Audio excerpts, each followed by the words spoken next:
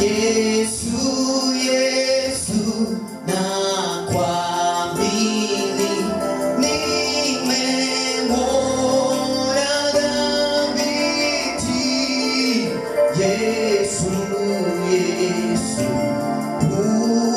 udhamani, ahadi zake kweli. Yesu, Yesu, Yesu, nakuamini.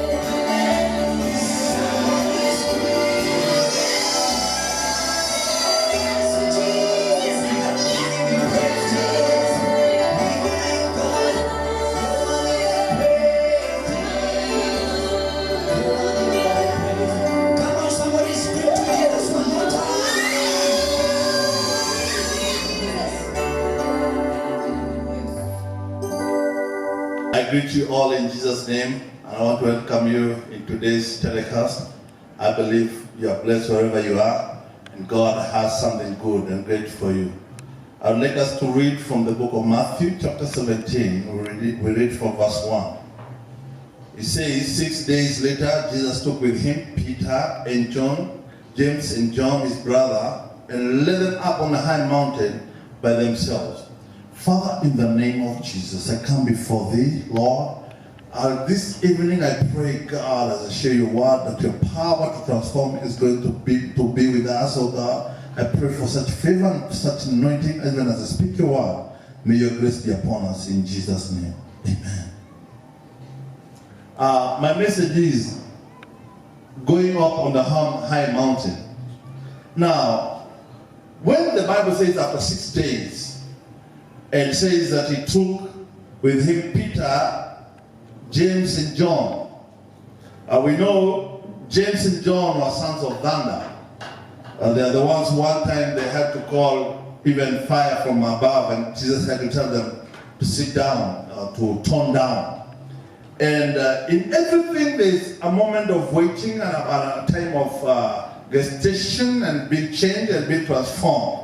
You realize this thing happened after Jesus had confessed through Peter that he is Christ, the Son of the living God. In every revelation, sometimes there's a great price to pay. And the Bible says that when Peter says, he asked them, who do you say I am? A great time of revelation. And we got people's opinion, and we realized at times it's also good to ask, who do people say that you are? You'll be surprised on how people think or behave or feel that you're this person who you're not, because people's opinion will always vary.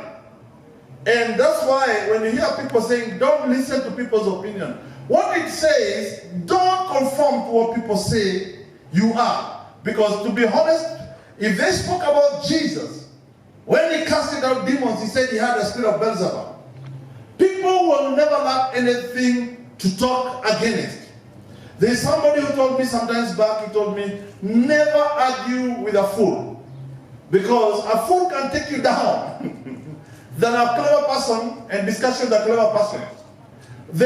When you argue with a fool on his level, it's easy for him to pull you down than for even a clever person to build you up. And that's why when it comes to level, we pray for revelation. And that's why it was important, because when Jesus asked, who do people say I am? And some say you're John the Baptist, some say you're Elijah, and others Jeremiah or one of the prophets. They had an opinion. But then he asked this question, but who do you say I am? And Peter said, thou you are Christ, the Son of the living God. Remember he said thou art Jesus. He started saying, thou art Christ. Meaning, you are the anointed one. And he says, I'm the Son of the living God. In other words, the title of the person I speak about, I'm not just speaking about Jesus, because there are so many Jesus. I'm speaking about Jesus Christ, the anointed one. The level of your revelation is not going to take you to the level of your life, because if we are low, even when God comes, some of us are not going to recognize him. That's why he says, Jesus said, blessed are you. You see, when you have a revelation, you are blessed. There is nothing as powerful as when you have a revelation. And revelation helps. And a revelation lifts. That's why I said, if we are going to go high, the more deeper you go to God, the more you know him. And Christ, and Peter, Paul said, and to know him and the power of his resurrection. There is a level of knowledge. There is a level of knowing God. There is a position that comes when you know God. And that's why you realize Peter was not left behind even on this mission. I want to submit to you, there are some missions where you can go with thousands, and there are some missions you can go with the 12, and there's a mission you can go with the 3. Why? Because Jesus knew. And even the Bible says, at times he will withdraw by himself, go up the mountain and seek God. Imagine a son of the living God still seeking God, because this business of this life, we don't know about the future. Yet he knew, but he still continued to pray. And that's why the Bible says, when he prayed in John chapter 17, he said, let there be one, as I and the Father are one. One of the greatest mysteries that we have in life is that God would like us to bring to a level where we and him, we are one. And how does it come? It comes through a revelation. He said, thou art Christ. Thou art the anointed one, the Son of the living God. And the Bible says, blessed are thou, Simon John Bar-Jonah, because flesh and blood did not reveal this to you. In these last days, my prayer, child of God, is that we may come from carnal knowledge. We know to be carnally minded is enmity with God. There are things which are creeping back to the world and showing us how we should live by the patterns of the world. Yet in Romans chapter 12 says, but being transformed by the renewing of your mind. You need to be renewed in your mind so that the spirit man may be strong. And that's why it says flesh and blood. There are things that were revealed not by our knowledge or not by our flesh, but it comes by the Spirit. And the Bible says, but this has been revealed to you by my Father who art in heaven. And he says, and he said to Peter, thou art Peter. The word Peter means a pebble. And he says, thou art Peter, you are a pebble. But he says, upon this rock I will build my church. Which rock? People think, which rock is a pebble? Which rock are we talking about? And many people have spoken and said and given their theological meaning. They say that the church is founded on Peter and all that. But you know, the word Peter means a pebble. But when it says the rock, it speaks about Jesus Christ. It speaks about the revelation. Upon this revelation, the Christ, he says, but on this rock I build my church, and the gates of hate will not overpower it. Another says that the gates of hell shall not prevail. We know gates keep away thugs and thieves and people who are not good. And we know that the gates of hell, there are gates of hell that will not prevail against this church. And he says, I'll give you the keys of the kingdom. And whatsoever you bind here on earth shall be bound in heaven. And whatsoever you loose here on earth shall be loosed in heaven. In other words, he was giving them spiritual authority. And he told them not to speak to anybody that he was Christ.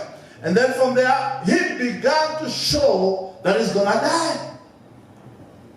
He began to speak about his death and his resurrection. And the Bible speaks about you following Jesus and coming to Jesus. And the Bible says that whoever wants to follow Jesus, let him take up the cross, deny himself, and follow Christ. In other words, when we come to Jesus, we don't come with an agenda. We don't come with our own ideas and plans and what we are thinking. It's a high time we need to know we yield to us His will.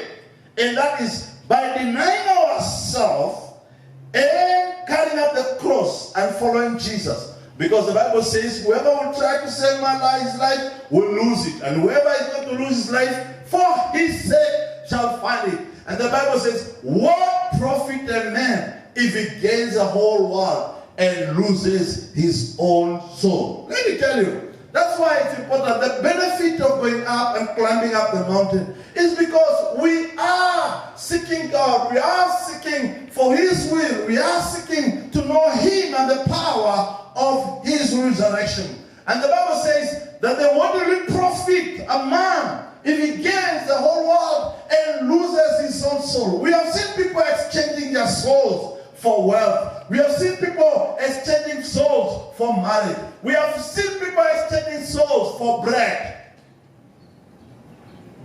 Are you speaking to those people who believe in sponsors? You deny your dignity in the name of food. Oh, he'll buy me a good phone. Oh, I'll live a good life. And surely it always looks like it is. And the other verse says, or what will a man give in exchange for his soul? So many people have exchanged. You remember Esau sold his birthright for a morsel of bread. And that's what is happening. We are living in the time of betrayal. We are living in the time of people are myopic. They're just seeing here. Jesus said, if you want to follow me, take up the cross and follow me, deny yourself, follow me. He says, whoever will lose his life shall gain it. There is a benefit when you yield yourself towards Christ. There is a benefit when you give everything to God, because this life, I'm telling you, is temporal. The Bible says, whatsoever is sin is temporal. And many people have exchanged their souls. They have exchanged their life for fame, for money, and life. And then later, the same life comes, because you're not a giver of life. God is a giver of life. You realize even the life you have is not of your own. Why compromise for a piece of bread? Why compromise for a new phone?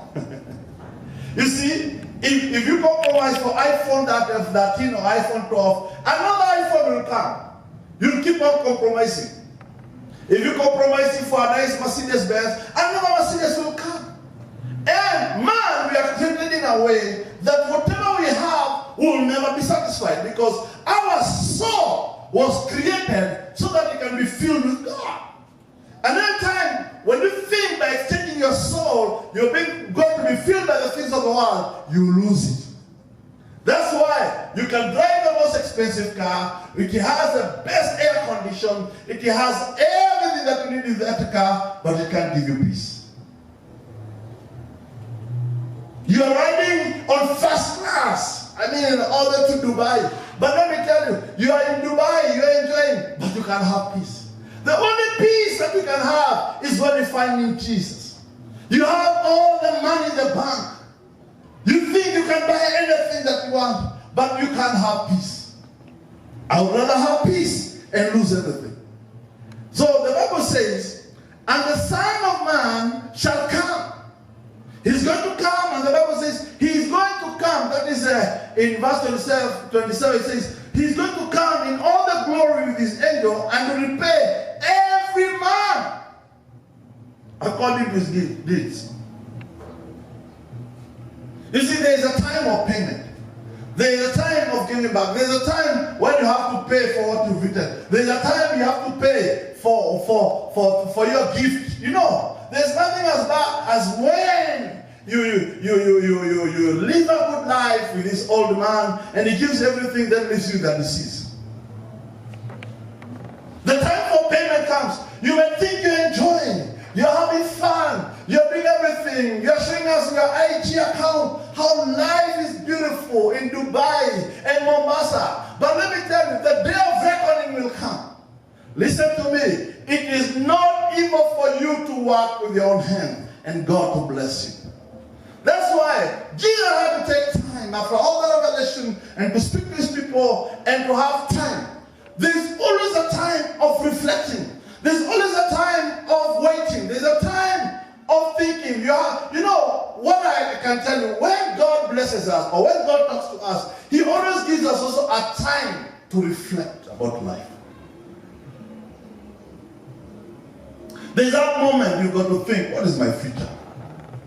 What has God has for tomorrow? The Bible says, don't be troubled about tomorrow. Is that true? Don't be troubled about what you'll eat or drink. But unaniambia bishop, squeeze in kuvaa. Yes, va. Sijasema you go naked. What I'm saying, if there's those trivial things that you think about them so much that you get so worried, not realizing you have to think about life. The Bible says that life is more important than the clothes. It's more important than the food. And that's why the Bible says, food for the stomach and stomach for the food, but God will destroy both. That's why he knew we have to have this time of waiting, the 6 days have to come. And the Bible says he took them up on the mountain.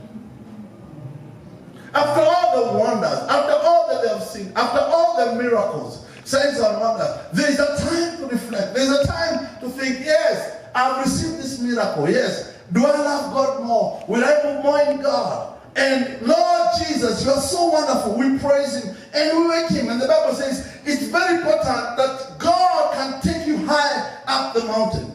And I want to speak to you who are listening to me. Some of you have gone through a hardest time. Some of you have seen what you've not seen. Corona and all these things, it has been the toughest. And some of you are in the verge of giving up. You're wondering what life has got to do with it, to reach a place where everything is empty, nothing makes sense anymore. But I'm here to encourage you, to tell you, after 6 days, the Lord is going to raise you and take you up the mountain.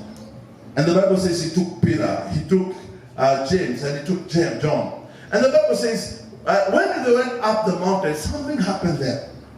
There are things that happen when you go to the mountain. That's when you have a revelation of God. That's why your life changes. That's why you meet your God. You will never go to the mountain and you remain the same. The mountain can be a secret place of prayer. The mountain can be a place of seclusion. The mountain can be a place of solitude where you sit down with God. And the Bible says something happened. The best thing that ever happened to them is that Jesus was transfigured before them. The word transfiguration, it means that he changed. And the Bible says, when he was transfigured before them, his face shone like the sun, and his garment became as white as light. You know, you can never go before the presence of God and remain the same. That's why you meet his face. And when his face shines on you, something good is going to happen. And the Bible says, even the clothes became light. Well, usually, when I talk about clothes, when someone is clothed, it means you are not naked. And there's nothing as bad as having the spirit of nakedness. There are people who have clothes, but they are naked. There are people who have decided they are going to walk naked even in these streets, and they lose their glory. There are people who have lost hope even in life. The Bible says his garment began to shine. It became white as light. And what happened? Verse 3 says, 17 verse 3 says, and behold, Moses and Elijah appeared to them, talking with him. We know about Moses, he brought the law. And you know about Elijah, he never died. And Peter said to Jesus, Lord, it's not good for it is good for us to be here. If you wish, I'll make 3 tabernacles, one for you, one for Moses, and one for Elijah. What does that tell you? It tells you that when you face the glory of God, it's powerful. He knew the importance of being in the glory of God. And what happens? The Bible says, while he was speaking about those things, he said, a voice from heaven appeared to them, talking with him, appeared and said, this is my beloved son, with whom I'm well pleased, listen to him. In other words, heaven affirmed. This is the Son of the living God. There is nothing as good as when God confirms that whatever you have is legitimate, whatever you have is a blessed time, whatever you have have the keys to the kingdom. And the Bible says, he says, listen to him. And when they heard about it, they were terrified. In other words, the fear of the Lord, the Bible says, is the beginning of wisdom. There is nothing as good as when you are in the presence of God. There is nothing as powerful as when God comes down and meet with you. It's so powerful, it's so glorious as I'm speaking to you. Listen to me. The glory of God is coming back to the church. I want to speak about the revival that is coming. This is what the Lord is just talking to me about. Because there is nothing as powerful and so glorious as being in the presence of God. As being in the time of refreshing. The Bible says in Acts that the heavens must receive Jesus until the restitution of all things. Restitution is a time of restoration. It means like a restoration. Until everything comes to place. Let me tell you what is happening. In as much as the world, things are becoming bad. In as much as the economy is changing. In as much as we are experiencing some things like Facebook and IG falling and all that. But some people are terrified. Some people are scared. Some people bought bundles. You can imagine. There is more to life. There's more to life than Facebook. There's more to life than the internet. Let me tell you. God loves his people. So there has to be a restitution of all things. God is restoring the church. God is restoring his house and bringing it to the order. The Bible says, until there is a restitution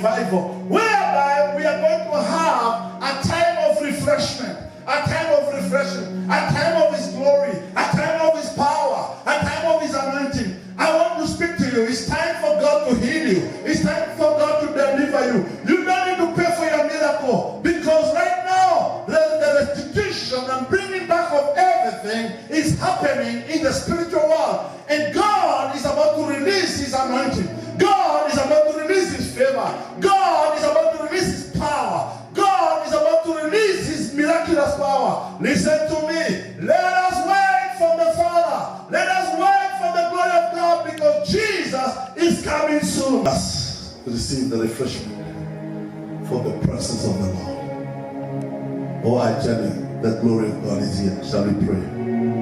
Father, in the name of Jesus, I thank you and I bless you for this word. I thank you for your power. I thank you for what you're saying to us. Lord, release that rain. Release to us that rain. Release to us that glory in the name of Jesus. That anointing. Father, I just humble before thee. I pray that, Lord, you're going to use your people in the name of Jesus. I thank you, my Father, because I believe you're going to do something great and mighty in the name of Jesus. I pray for this one who is sick. I pray for this one who is giving up in the name of Jesus. I pray for a message of hope in the name of Jesus. Lord, Kenya, we need refreshment from you. We need a time of revival and renewal. God, remember your church. I bless you and I worship you in Jesus' name. Amen. Amen. God bless you. Till next time. Amen. Amen.